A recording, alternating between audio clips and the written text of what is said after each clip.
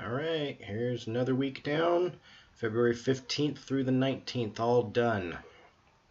So I'm going to get right into it. I have a lot to talk about this week because I had a couple of events come up that were interesting. Looking at Lou's class, we did this thing called straight lines versus crooked lines, or actually I don't know if that's what it was called, but that's what I'm calling it. And it was a movement with a partner where one of you is moving only in straight lines and the other one is moving in crooked lines. This particular exercise reminded me of the constable from Young Frankenstein, where he's having to move his arm kind of like that. And that's pretty much what this is for, is you're trying to find a character out of these movement types. And I can kind of see that with this particular exercise. Now, I wasn't really corrected very much during the day, but September was. So I don't know if I was doing everything right or wrong or not, but I'm just going to assume that I was doing it right. Because usually when I am doing something wrong, I get corrected. And that's fine. That's what a teacher's there for. That's what they're supposed to do. Just saying. Moving out of Lou's class, we moved into Keith's.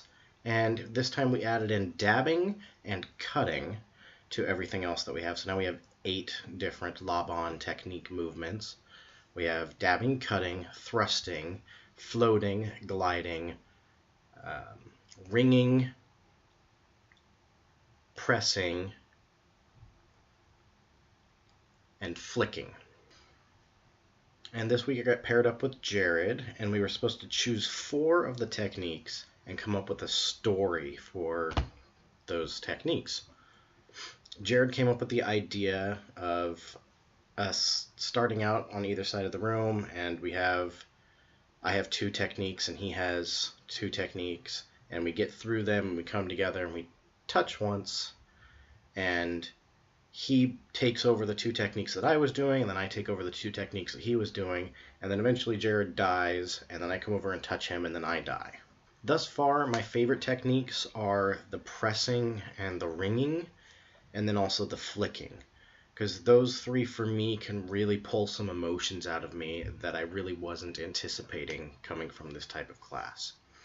Pressing didn't have an effect on me the first time I did it, but the more I started doing it, the more it did affect me. So it's kind of interesting. Moving into Francois's class, we started work on vowel and consonant sounds. And we've done this once before in last semester, and I don't really get it 100%. It's kind of a little weird to me, but keeping an open mind and doing it as best I possibly can. Doing what she asks us to do,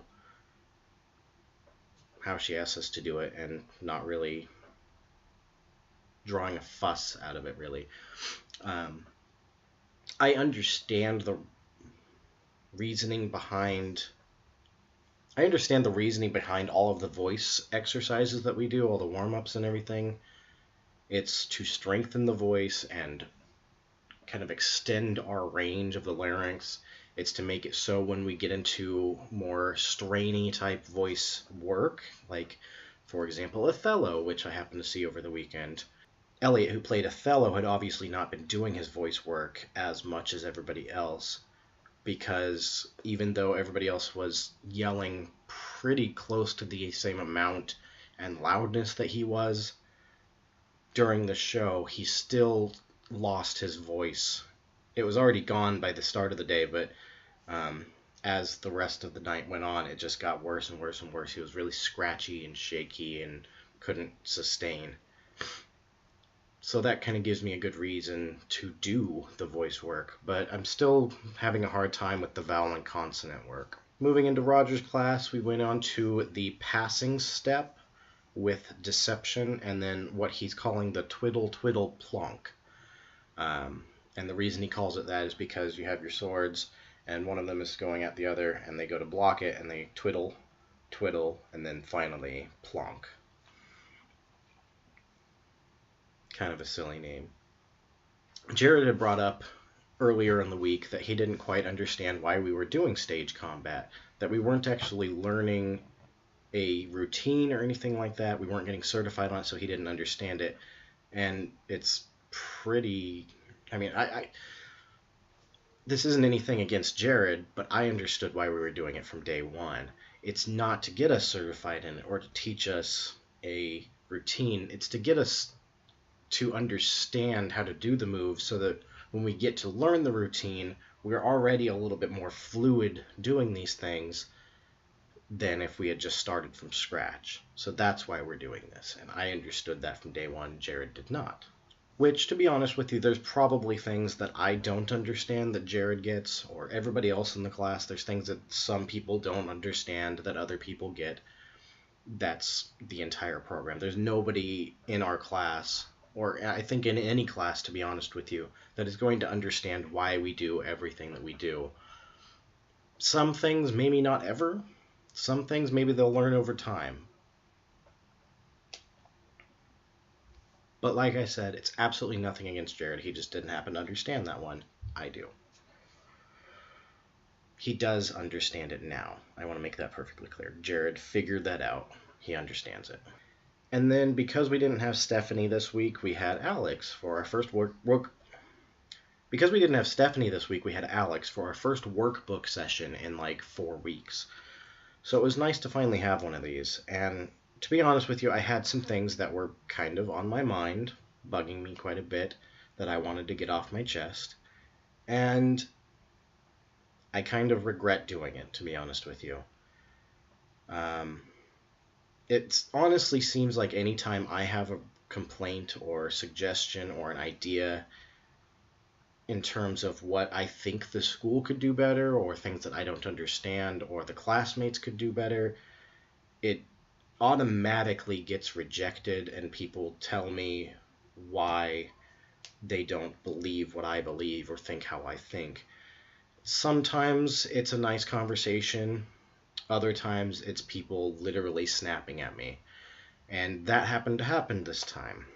I had brought up what I have talked about several times on these videos, that I didn't understand or appreciate why we were talking for an hour at the beginning of Alex's classes. And Madison immediately snaps at me, "You're one to talk because you didn't want to present last week," which one of my arguments was we could possibly get through all 4 scenes in a week if we didn't talk for that hour. And so when I said that, she said, "You're one to talk because you didn't want to present last week." And that's true. I wasn't feeling great, didn't really want to present.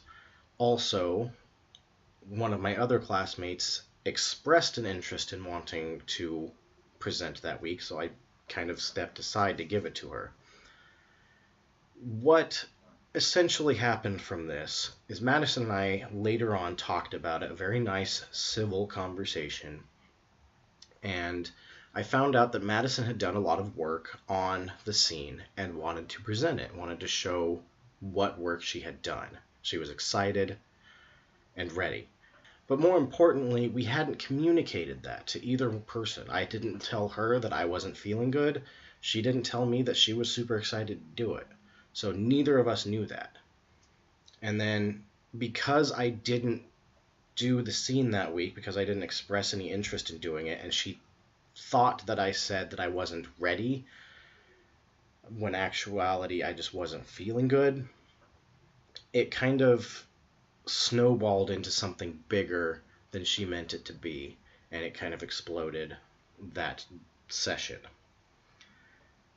And then I had noticed several other things throughout the week with other classes that I wanted to bring up, and each time I did, it was shot down almost immediately. So I don't like giving my opinion on these things anymore. I don't know that I'm going to continue to unless it's on here or face-to-face to a teacher, so I don't have to hear that anymore, have somebody blow up on me. I don't know, consider it the coward's way out, but I don't like confrontation, because oftentimes it ends up with me snapping at somebody, which has happened in these classes before. I was very fortunate in that I was able to keep my cool this time, and not snap back at Madison. So it didn't end up becoming a huge fight or anything. So that was nice. But yeah, I'm going to go ahead and move on from there. I don't really want to talk about that day anymore. We'll move into Tuesday, and we had another Lou class. And this time we started on our dance for the end of She Ventures and He Wins.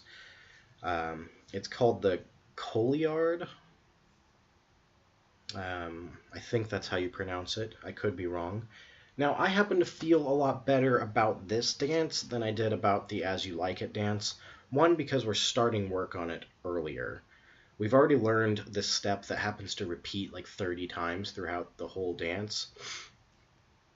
And that's extremely helpful. We just have a few more things to add into it, and then we'll have this entire 4-minute long dance learned in 2 sessions. Which I don't know that we're doing that this coming up Tuesday or not, but yeah. After Lou's class, we moved into Colin's class. And I have to say, I have been complaining a lot about his class this semester, and I finally figured out why we're doing it. The same as Jared finally figured out why we were doing sword fighting, I finally figured out why we were doing Colin's class. And when I had gone into the class originally, I thought we were going to be learning dances of the era of the plays that we were doing, and that's not it at all. We're apparently learning all sorts of musical theater dances, as well as dances of the era and dances of the past and things like that.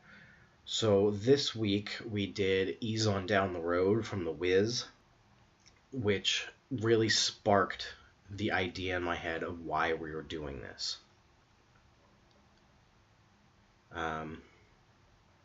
I enjoyed the dance quite a bit. It was fun.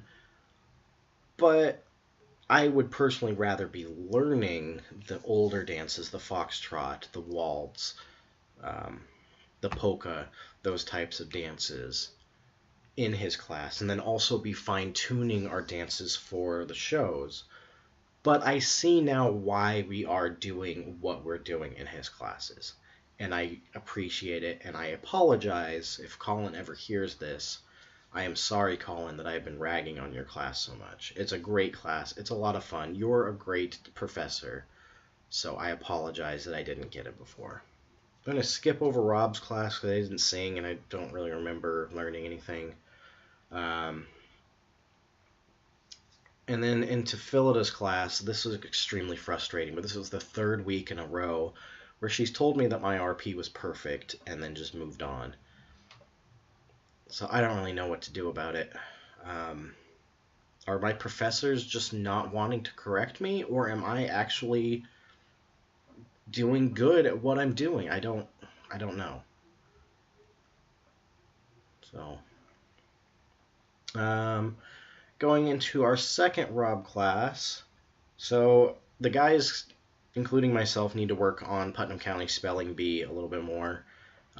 There was a few portions where we just had no idea what we were going to be singing next. And it's probably going to be the same this week, to be honest with you. Even though I've worked on Putnam County Spelling Bee this week, I still don't know that it's going to come out 100% perfect. So, and then we finished Get Me to the Church on Time and started on this song called The Doors. So yeah, that was Tuesday. Then we moved into Wednesday.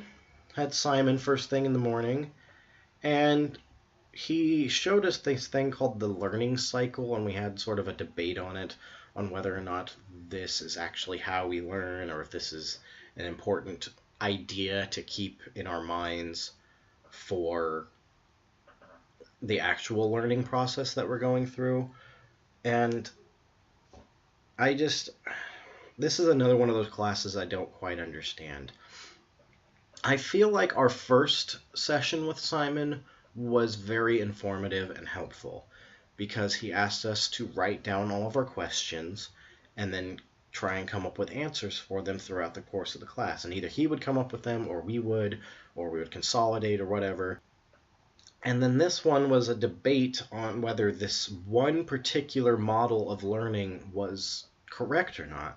And I'm having a difficult time understanding how this pertains to our research project.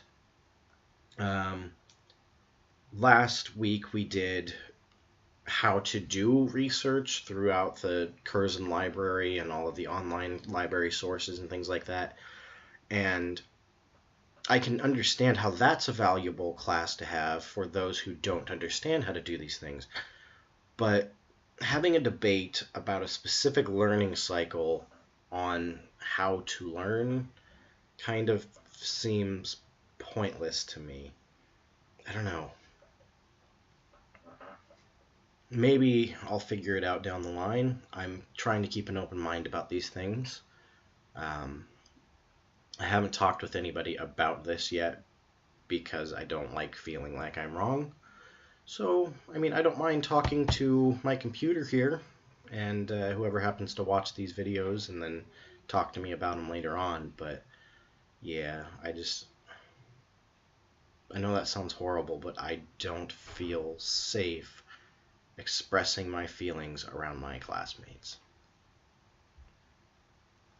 So after Simon's class, we went into Alex's. It was kind of nice, actually. Alex took a lot of my words into account. And instead of talking for an hour at the start of the class, which was explained to me how that's important to some people in the class, we just went right into performing. Madison and I went first, and then afterwards he gave us our notes, which I will go over in a minute. But while he's giving the notes, these talks are coming up out of it, all having to do with acting, all having to do with sort of showing us why they pertain to our scene and things like that. And the same thing happened after Emily and Rachel presented their scene after us.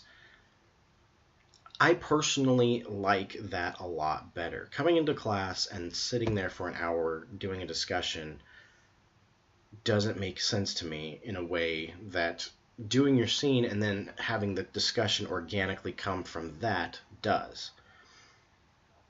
So I don't know. That being said, going back into Maddie and I's scene, so I was having a little bit of trouble focusing this day, and my energy level was quite low. So that being said, I did put on the best performance I could possibly do given that low amount of energy. Now, some of the notes that we got was that we've obviously put a lot of work into it. Our actions have changed and become a lot stronger, even though we need to go a little bit further with each of them. And I got a lot of the same RP notes that I've had, like the word orange and the word auxiliaries, which I actually hadn't got that one before, and I had no idea how to pronounce it before this class. So yeah, it was an interesting one.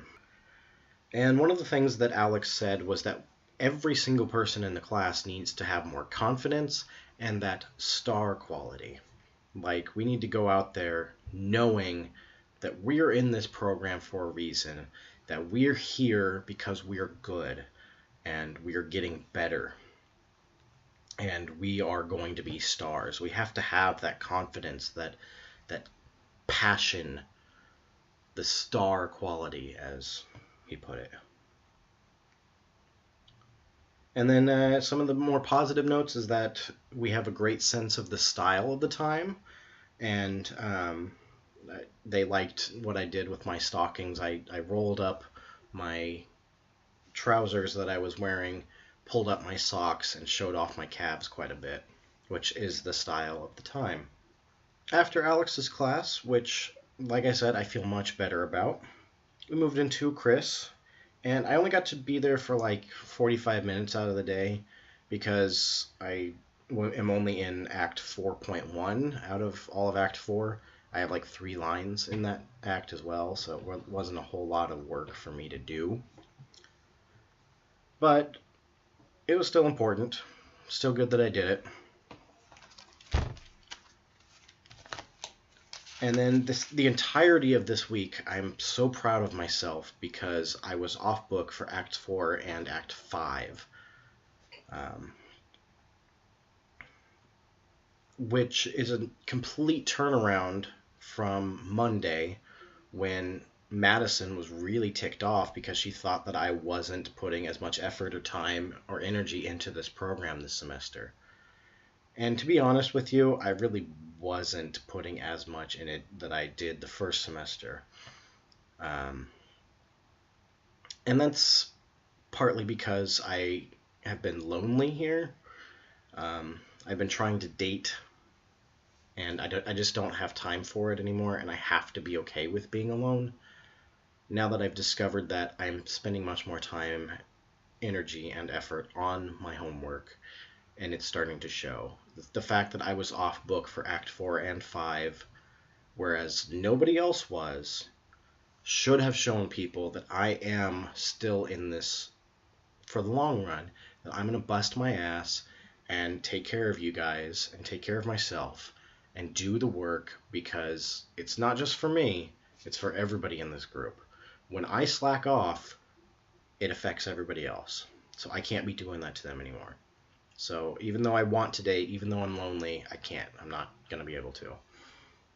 That being said, moved into Thursday, ran Act 5 all day, which I'm there all day for that, because I will be on stage for a few lines, off stage, on stage for a few lines, off stage for, and it's all one great big long scene. But yeah, that there was no chance for me to ever really leave and come back, otherwise I'd miss some of my interests in lines and whatnot. So I was there all day. And Chris has been giving me this note that was very similar to one that David Jackson was giving me. And he didn't actually come out and say more energy. He actually came out and said bigger actions. And I think that's what David Jackson was saying, not to come in with more flashy movements, more voice fluctuations, that type of thing, per se, but to be stronger on your actions, to be more focused into the scene, more on the text and on the words right then and there, as opposed to later on. And I think that's what they mean by more energy.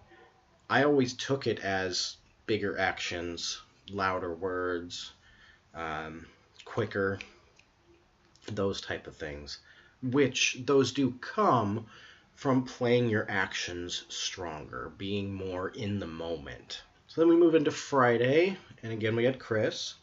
We ran Act 3.3 all the way through the end of the play, adding in Ariadne as the director a few times, and also folly effects and entrances and exits of people who weren't originally there, and that type of thing. Didn't get any specific notes that day, but that's okay, because we needed to add in Ariadne. And then moved into Simon's class. Got a new monologue this week. It's a George Bernard Shaw, and it's Man and Superman, which is one of the few George Bernard Shaws that I know. I only know 2 or 3. And this particular monologue is right up my alley. It's a character talking to an artist about how being an artist is similar to being a mother, and how essentially he considers them both to be kind of ruthless, heartless human beings, kind of blood-sucking leeches, that type of thing. And even though I don't necessarily believe that, it's still a better monologue for me than somebody talking about God, which several other people got. And then finally, Carrie's class. Didn't sing this week, so I don't really need to talk about her class. And that is it. That is February 15th through the 19th, all done. Thanks for watching, guys. See you next week.